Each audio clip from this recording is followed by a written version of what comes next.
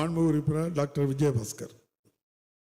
மாண்புமிகு பேரவைத் தலைவர்களே, விவர அறிக்கையை படித்து பார்த்தேன். குறிப்பாக விவர அறிக்கையினுடைய கடைசி வரியில் போதுமான தற்பொழுது கூடுதல் குடிநீர் வழங்க வேண்டிய அவசியம் எழவில்லை என்று மாண்புமிகு அமைச்சருடைய துறையினுடைய பதில் முடிந்திருக்கின்றது.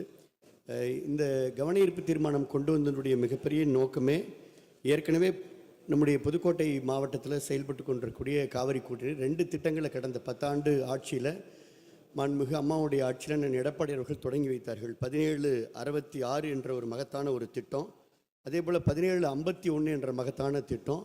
2 திட்டங்களும் 10 லட்சத்துக்கும் மேற்பட்ட பொதுமக்களுக்கு 3000 குக்கிராமங்களுக்கு காவிரி கூட்டு குடிநீர் திட்டத்தை போதுமான அளவு வழங்கக்கூடிய ஒரு மகத்தான திட்டத்தை அண்ணன் எடப்பாடி அவர்கள் தொடங்கி வைத்தார்கள். அந்த திட்டத்தில் தற்பொழுது நீர் குறைவாக, குறிப்பாக பார்த்தீங்கன்னா விராலிமலையில் 12 நாட்களுக்கு ஒரு முறை தண்ணீர் வருகிறது.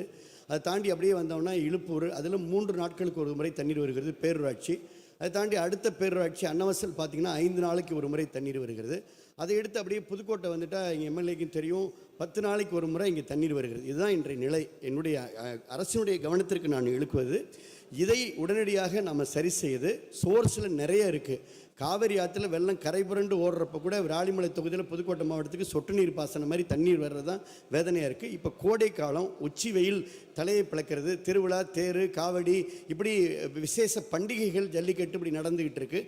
ஆக இந்த சூழலில் வழங்கக்கூடிய நீரை சீர்படுத்தி, ஏன்னா ஒரு பதட்டமாக இருக்குது, அந்த கொடுக்கக்கூடிய நீரும் முடிச்சிடறேன், கொடுக்கக்கூடிய நீர் வந்து 1 மணி நேரம் அல்லது 2 மணி நேரம் கொடுக்குறாங்க. அப்போ ஒரு குடும்பம் கியூவில் நின்று குடத்தை வச்சுக்கிட்டு 10 குடம் 20 குடம் தான் பிடிக்க முடிய நிலை இருக்குது. எப்போ வரப்போகுது அப்படின்ற ஒரு பதட்டம், இல்லை எப்போ தண்ணி நிற்க போகுது அப்படின்ற ஒரு பயம், அது 2 நிலைமை இருக்குது. ஏக்கம், எதிர்பார்ப்பு, பதட்டம்.